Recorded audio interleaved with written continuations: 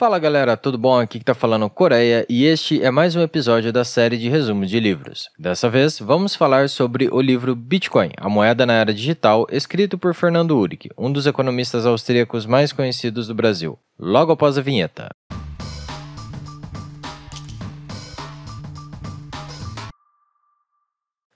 Muitas pessoas dizem que o resumo deveria acontecer pelo primeiro capítulo, outros dizem que é necessário começar pela introdução. Porém, neste livro, vou começar falando sobre o prefácio muito bem escrito pelo escritor e economista austríaco Jeffrey Tucker, onde eu mesmo, em poucas palavras, conseguiu sintetizar toda a primeira parte do livro do Amos, o The Bitcoin Standard que falamos anteriormente em outro vídeo. Tucker disse que o dinheiro forte ajudava o livre mercado, não somente no cálculo econômico, mas também como um excelente freio sólido e confiável contra os governos e os mandos e desmandos de seus governantes. Entretanto, o nacionalismo matou o dinheiro forte de dois jeitos diferentes. O primeiro foi com os estados-nação depreciando a moeda, tendo mais poder devido ao efeito Cantillon. Já o segundo foi criando zonas cambiais e protecionismos, a fim de ter o controle do capital de um determinado país. Assim, os governantes se tornaram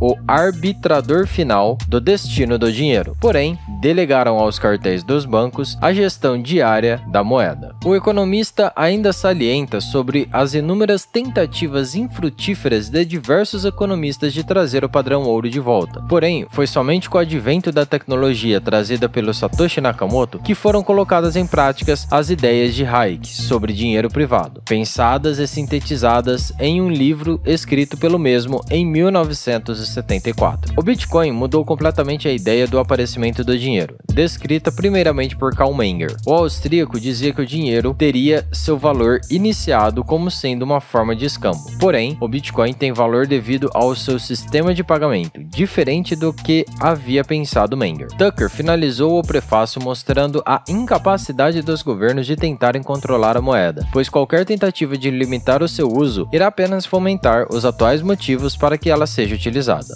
Na introdução, Uhrig faz uma excelente relação sobre a revolução que o Bitcoin vai fazer em todo o sistema financeiro com o sistema dos correios. Ele diz que, antigamente, todo o sistema de correspondência era físico, tinha diversos intermediários, além dos altos custos, pontos de riscos e problemas. Com a criação da difusão do e-mail, todos esses problemas foram sanados e hoje é quase totalmente impensado que uma pessoa irá enviar uma carta para outra, sendo que ela pode fazer isso de maneira mais rápida, barata e com riscos muito menores enviando um simples e-mail. Além dessa relação, Uhrig deixa claro que o Bitcoin não foi uma invenção criada do dia para a noite. Foi um resultado de anos de intensa pesquisa na área da ciência da computação, algo que poucos autores deixam claro. Já no primeiro capítulo, o autor discorre sobre uma das soluções que o Bitcoin tenta resolver e mostra como uma terceira parte é necessária em uma transação virtual para que seja excluída a possibilidade de um gasto duplo. O gasto duplo, para quem não sabe, é a capacidade de uma pessoa enviar o mesmo dinheiro para duas ou mais pessoas. Como não podemos confiar que o indivíduo não irá fazer isso, precisamos de um terceiro que seja de confiança de ambas as partes para que garanta que ninguém irá tentar fazer o gasto duplo. O Bitcoin foi criado para que seja possível duas pessoas poderem transacionar sem a necessidade de um terceiro de confiança. Outro ponto interessante que Uhrig deixa claro é que não passamos o Bitcoin de uma pessoa para outra, como acreditamos quando falamos que temos uma carteira dessa moeda. Na verdade, quando assinamos as transações com nossa chave privada, estamos passando a propriedade dos bitcoins daquela transação para aqueles que possuem a chave privada da carteira destinatária. Não existe essa ideia que passei os bitcoins da minha carteira para a sua. Nossa carteira armazena de uma maneira simples e prática os bitcoins que estão em nossa propriedade na blockchain, além de armazenar nossas chaves privadas que são necessárias para assinar as transações. Uhrig também dá uma pincelada por cima sobre a mineração, mas sem deixar de lado qualquer informação importante. Ele mostra como os blocos são criados, como os novos bitcoins são minerados, como a dificuldade da rede se ajusta conforme a quantidade de processamento alterada, inclusive sobre os incentivos de manter a rede ativa posterior a 2140, quando os últimos bitcoins serão minerados. Por fim, ele salienta que o Bitcoin não é anônimo, mas sim pseudônimo, mostrando como é possível chegar na quantidade de moedas que uma pessoa possui, buscando um endereço no qual tenha atrelado as informações pessoais da pessoa, como uma corretora brasileira ou uma empresa que seja obrigada a informar os dados para a Receita Federal. Urich mostra as vantagens de se utilizar o Bitcoin, salientando que ele não é um substituto das moedas fiduciárias, mas um novo método de pagamento. Quando lemos essa frase pela primeira vez, franzimos a testa, principalmente se você já é um bitcoinheiro. Mas, ao lembrar do que Tucker falou sobre a diferença entre as ideias de Menger com relação ao Bitcoin, tudo fica mais claro. O Bitcoin pode substituir as moedas fiduciárias, mas isso é apenas uma pequena fatia do que essa moeda digital é capaz de fazer, justamente porque a estrutura que foi criada em cima da moeda fiduciária não pode ser transportada para cima do Bitcoin, implicando em uma revolução completa da área financeira e monetária. Foi mostrado vários pontos positivos do Bitcoin, como a redução de custos para os pequenos comerciantes e para envio de remessas globais. Se eu não me engano, o livro foi escrito em 2014, quando as taxas da rede eram baixas. Hoje, os críticos podem dizer que elas estão altas, mas não podemos esquecer que a Lightning Network já está em funcionamento, mantendo as taxas baixas e velocidades altas. O aumento do acesso dos pobres ao capital também foi uma das características positivas do Bitcoin. Haja visto que, atualmente, os mais pobres estão fora do sistema financeiro, dificultando o seu melhoramento de vida. A proteção dos indivíduos, em relação ao controle e censura, o aumento da privacidade financeira e, por fim, o estímulo à inovação foram os demais pontos positivos listados. Urich também mostra como o advento dos cartões de crédito trouxeram facilidade para as transações financeiras, porém, aumentaram substancialmente os custos dos comerciantes. O Bitcoin pode resolver isso, diminuindo os custos e problemas relacionados ao cartão de crédito, como estornos e clonagem.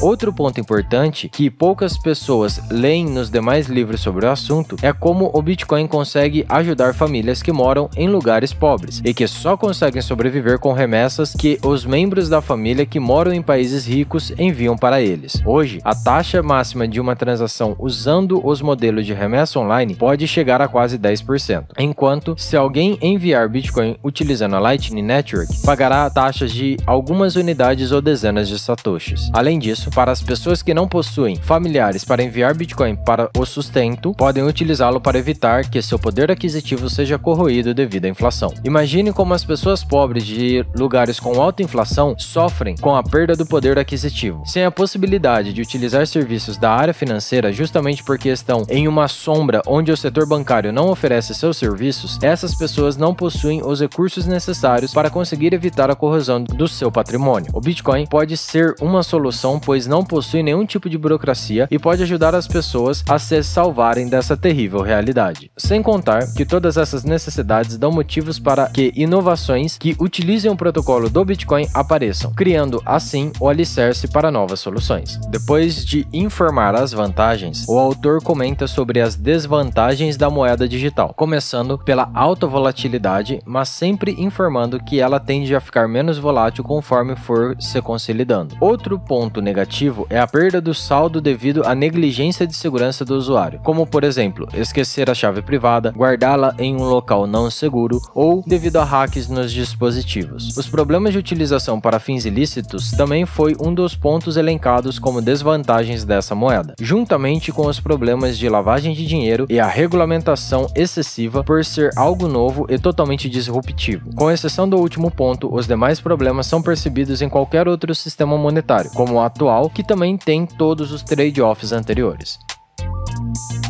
No final do segundo capítulo, Urich comenta sobre a regulamentação e a legislação que podem ser uma pedra no caminho do desenvolvimento de soluções utilizando a moeda. Como ela pode ser percebida como um sistema eletrônico de pagamento, moeda ou até mesmo commodity ou ativo financeiro, as regulações podem acabar bloqueando as inovações que utilizam o Bitcoin como seu alicerce. Depois, nos é introduzido o contexto de quando o Bitcoin apareceu. Nos é passado de forma rápida o que ocasionou a crise de 2008, que não foi apenas financeira, mas também aumentou o tamanho do Estado, diminuindo a privacidade e a segurança dos indivíduos. O autor mostra qual é o arranjo monetário atual do Ocidente, elencando as duas principais características, que são o monopólio da emissão da moeda e o seu curso forçado, e o Banco Central, sendo o responsável por organizar e controlar o sistema bancário. Urich traz uma frase muito boa sobre aqueles que pensam que isso é o capitalismo. Em suas palavras, dizer que isso é capitalismo exige uma boa dose de elasticidade intelectual.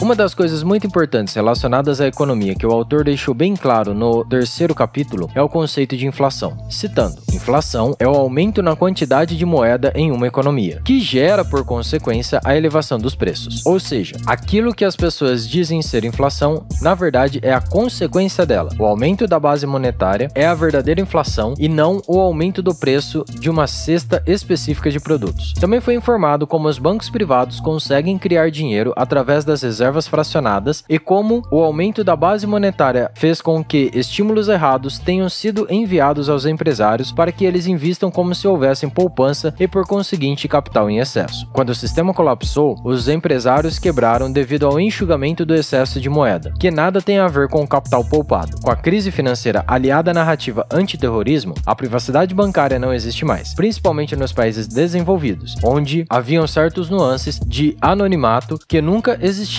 em países em desenvolvimento como o Brasil. Foi nessa realidade que Satoshi Nakamoto publicou o white paper do Bitcoin no dia 31 de outubro de 2008 e em 3 de janeiro de 2009 deu início ao Bitcoin minerando o primeiro bloco, conhecido como bloco Gênese. Porém, a ideia de uma moeda descentralizada e distribuída não começou com o Bitcoin. Em 1998, Wei Dai já estava começando a pensar em uma solução parecida, tanto que chegou a dar algumas ideias em meio às discussões criadas por Tim May sobre cypherpunk. O primeiro bloco do Bitcoin tem uma mensagem da capa do The Times, um jornal britânico, informando que o então chanceler ia socorrer os bancos ingleses pela segunda vez. Isso mostra a motivação de Nakamoto pela criação da moeda, que nada mais é do que uma ojeriza ao atual sistema financeiro instável, a forte intervenção estatal e a perda de privacidade financeira.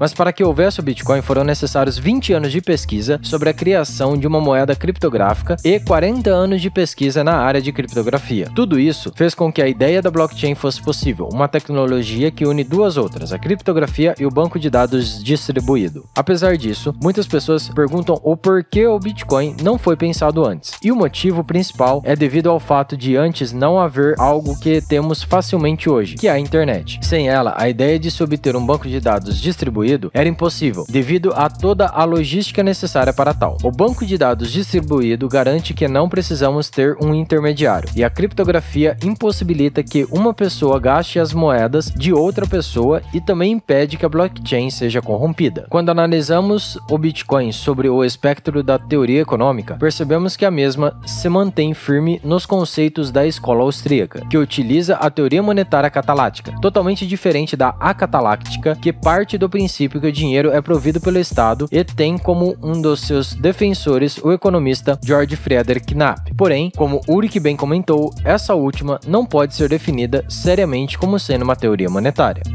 Utilizando a teoria monetária catalática e, consequentemente, a escola austríaca, podemos definir que o Bitcoin é de fato dinheiro, observando pelo prisma da praxeologia de Mises, já que o Bitcoin é intangível e a praxeologia não trata dos casos ou de objetos materiais tangíveis, mas dos homens e das suas apreciações e ações que o derivam. Neste caso, o Bitcoin pode ser dado como dinheiro, justamente porque, primeiro, aquilo que é dado como dinheiro tem que ter um valor de uso percebido pelo ser humano. E supostamente ela vira um meio de troca. É impossível que um dinheiro possa surgir diretamente como sendo meio de troca. Por isso, o Bitcoin é uma perfeita ilustração histórica da teoria monetária de Mises e o seu teorema de regressão. Quando analisamos a escassez do Bitcoin, percebemos que ela é intangível e autêntica. Justamente por conta disso, muitas pessoas não a entendem, principalmente no caso do mundo digital, onde estamos acostumados aos bens não escassos. O autor mostrou que existem 4 diferentes tipos de objetos: os escassos e econômicos,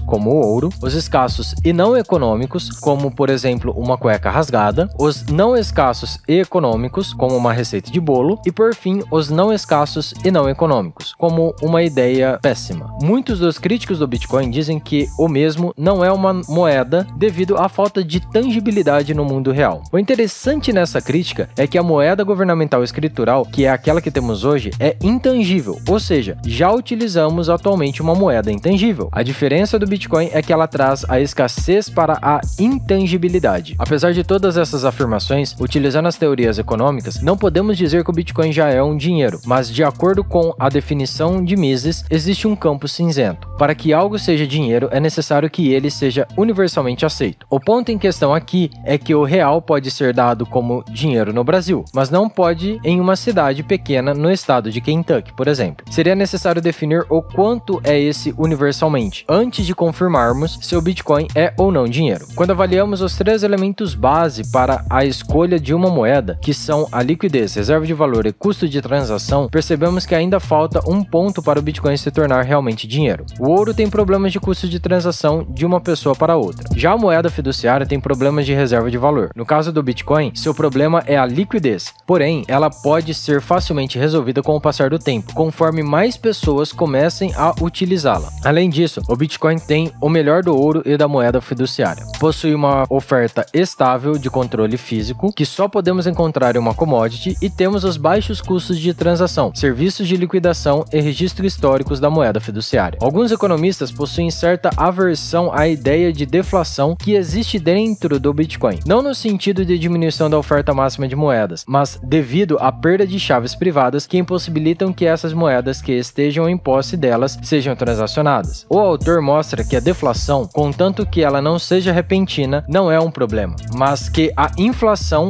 seja repentina ou suave, corroendo o poder de compra da população. Além disso, Mises e Menger foram utilizados para mostrar que qualquer quantidade de dinheiro é o suficiente para uma sociedade, contanto que essa moeda seja divisível. Ou seja, se a quantidade de Bitcoin começar a ser muito pequena, podemos adicionar mais alguns zeros, diferente daquilo que aconteceu no Brasil na década de 1980, onde eram necessários cortar os zeros devido à inflação.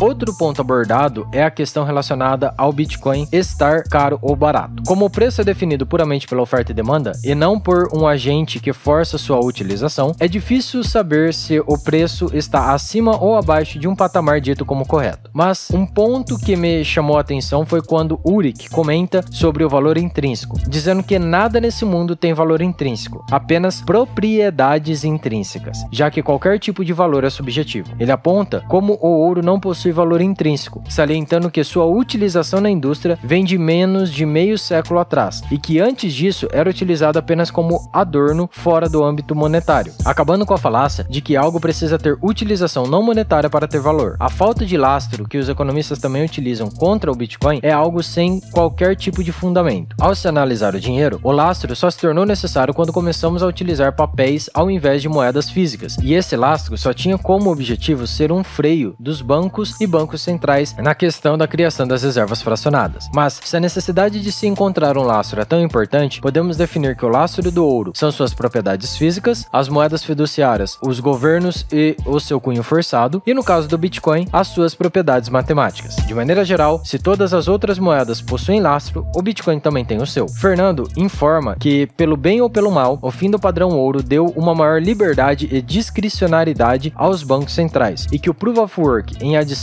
à meta de oferta monetária assíntota do Bitcoin, conseguiram criar 3 fenômenos importantes. O primeiro são os agentes econômicos racionais que mantêm os Bitcoins em seus balanços, mesmo não tendo no lado do passivo. O segundo é que o mercado estabelece as taxas de câmbio e de juros, e nenhum outro agente pode fazer esse trabalho. E o terceiro é o improvável aparecimento de reservas fracionárias utilizando esta moeda. Por isso que o Bitcoin pode ser considerado um ativo sem risco de contraparte. Ulrich deixa uma seção do capítulo só para falar mais sobre a utilização do termo improvável no caso das moedas fracionárias, não antes de fazer uma regressão histórica, mostrando como elas surgiram devido às pessoas começarem a depositar cada vez mais moedas de metais preciosos nos bancos e a utilizarem o papel que dava direito a elas no mercado ao invés das moedas em si. Quando os bancos perceberam que as pessoas não sacavam suas moedas, começaram a emitir mais papel que dava direito a elas, deixando apenas uma fração das moedas em seus cofres. O mesmo pode acontecer com o Bitcoin, se e somente se as pessoas começarem a utilizar sistemas de carteiras onde a custódia das moedas fica em um terceiro e as pessoas não possuem as chaves privadas das suas moedas. A dependência de eletricidade e internet é uma das desvantagens que alguns economistas também trazem à tona. Porém, não existe nenhum tipo de problema em sua dependência, já que todo o sistema monetário vigente também é totalmente dependente de ambos. A possibilidade de corromper a blockchain é uma opção que Ulrich passa bem por cima, por ser mais ignorância da pessoa que diz essa possibilidade do que uma real ameaça, já que anteriormente, quando o poder de processamento da rede era bem menor, tentaram fazer alguns ataques, mas nenhum obteve sucesso. Quando comparado às demais criptomoedas, o Bitcoin tem a seu favor o efeito de rede, garantindo sua soberania. E sobre o único motivo do Bitcoin existir é o fato de poder transformá-lo em outra moeda fiduciária, o autor diz que isso só é verdade agora, mas que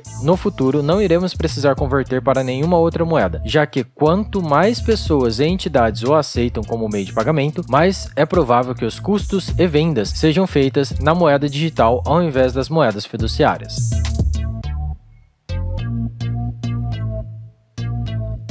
No final do terceiro capítulo, o autor mostra o problema de definir o que é a moeda, citando 3 autores diferentes, Hayek, Mises e Menger, mostrando como, apesar deles serem da mesma escola de pensamento econômico, nem mesmo eles conseguiram encontrar uma solução para a definição de moeda. Por fim, Ulrich define que a moeda é qualquer bem econômico empregado indefinitivamente como meio de troca, não querendo dizer que a sua definição é melhor do que a dos outros 3 economistas, mas é um pouco mais assertiva do que as demais. Isso ajuda a entender um pouco melhor suas propriedades e definições. Na próxima parte, é mostrado como a função da moeda é basicamente ser um meio de troca, e que a reserva de valor e a unidade de conta são apenas uma derivação dessa função. Quando falamos da reserva de valor, esperamos poder utilizar a função de troca no futuro, e no caso da unidade de conta, ela é utilizada como base matemática para as trocas daquele dado momento. Além disso, Ulrich deixa claro que a oferta da moeda é garantida e limitada. O que faz a volatilidade dela ser alta é a alteração em sua demanda. Por fim, o capítulo é concluído com um resumo, onde é informado que o Bitcoin não tem os trade-offs do dinheiro e nem do ouro, porém mantém as vantagens dos mesmos. Além disso, é mostrado ao leitor que o Bitcoin não precisa destruir nenhuma moeda fiduciária. O fato dele existir já causa um ponto de inflexão na história monetária, cujos desdobramentos só podemos especular. No quinto e último capítulo, definido como A Liberdade Monetária e o Bitcoin, o autor traz 3 dizeres dos pensadores econômicos austríacos, Menger, Mises e Hayek. O primeiro salienta que a moeda não foi gerada por lei e que a sua origem é uma instituição social e não estatal. O segundo salienta que o dinheiro é um fenômeno de mercado e, por fim, o terceiro austríaco informa que se conseguíssemos fazer com que os governos não se intrometessem na moeda, estaríamos fazendo um bem maior do que qualquer governo já fez monetariamente falando. Além disso, se pegarmos a história, podemos observar que a moeda forte e honesta é uma pré-condição essencial para que uma sociedade seja próspera e livre, sem contar que o dinheiro é uma das instituições necessárias para uma civilização, pois causa a cooperação social em larga escala. Qualquer pessoa que queira abolir o dinheiro ou o sistema capitalista carece de conhecimento de antropologia e sociologia, pois se entendesse de ambos, saberia que qualquer sociedade avançada emergiu devido à cooperação que só pode ser feita em grande escala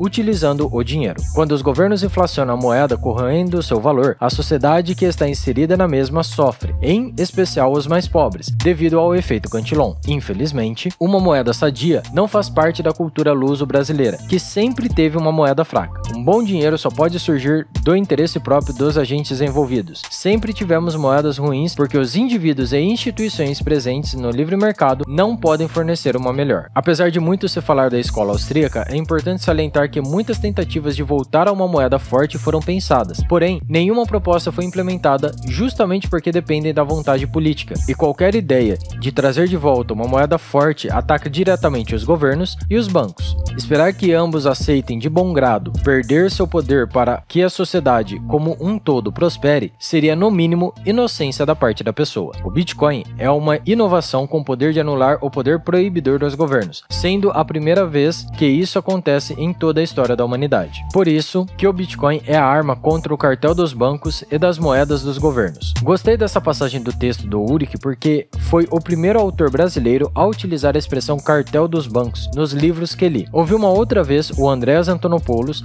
falando sobre isso em uma de suas palestras. Outra passagem que ambos falam algo muito parecido é sobre a tecnologia não perder licença. Se a Constituição e a separação de poderes são incapazes de assegurar uma moeda inviolável, a tecnologia se encarrega de fazê-la. Por último, Urich salienta alguns problemas relacionados ao futuro do Bitcoin, como a aceitação dos governos, pois quando ela for percebida como moeda, a tratativa pode ser negativa, já que ela vai concorrer diretamente com as moedas estatais. Porém, os governantes só têm duas opções: tentar frear algo impossível de ser freado ou aceitar com regulações. Um exemplo disso foi o governo da Nigéria, que baniu a moeda digital, mas voltou atrás pouco tempo depois porque percebeu que não existia meio de bani-la totalmente sem desligar a internet ou cortar a energia do país. O Bitcoin está próximo de se tornar um imperativo no mercado, porém muitos problemas irão acontecer até que isso se torne regra entre todos os indivíduos da economia. Michael Saylor está trazendo os institucionais, deixando a moeda mais forte, criando maior permeabilidade para aqueles que não podem entender sobre o assunto, mas querem estar expostos aos seus benefícios. Por fim, o apêndice do livro é bem interessante, mostrando como explicar o Bitcoin de maneiras diferentes de acordo com o interlocutor. Se ele for um cientista físico, precisamos dizer que a moeda não existe materialmente, semelhante ao dólar ou real, mas que possuem propriedades limitantes de quantidade como o ouro. Se ele for da TI, podemos dizer que é um sistema open source distribuído onde cada node é um cliente e servidor. Para o jurista, que é um sistema de permuta, já que moeda é definida pelo estado em questão. Para o economista, que é uma moeda meio de troca com quantidade máxima limitada e tangível, além de ser um sistema de pagamentos. Por isso, é importante não apostar contra ela. Já para o contador, podemos dizer que é um livro razão distribuído, único e que não pode ser forjado. Para o banqueiro central, podemos dizer que a moeda segue regras não discricionárias e que são altamente rígidas. Para o banqueiro suíço, que o Bitcoin é como se fosse uma conta bancária suíça numerada. Para o banqueiro comum, que é uma moeda e um sistema de pagamento onde cada um é o seu próprio banco. Para a geração Y, que é uma revolução, assim como os e-mails foram para as cartas e para o sistema de correios. E para o afegão médio, dizemos que é um dinheiro digital que não pode ser controlado pelos governos. E é isso, pessoal. Este é o resumo do livro Bitcoin, a moeda na era digital, escrito por Fernando Urich. Não se esqueça de se inscrever e ativar o sininho caso ainda não tenha feito. Isso ajuda bastante a continuar com o projeto e também com o canal. Se tiver alguma dúvida, sintam-se à vontade em perguntar aqui nos comentários do canal, ou se estiver ouvindo o podcast, pode perguntar no Instagram,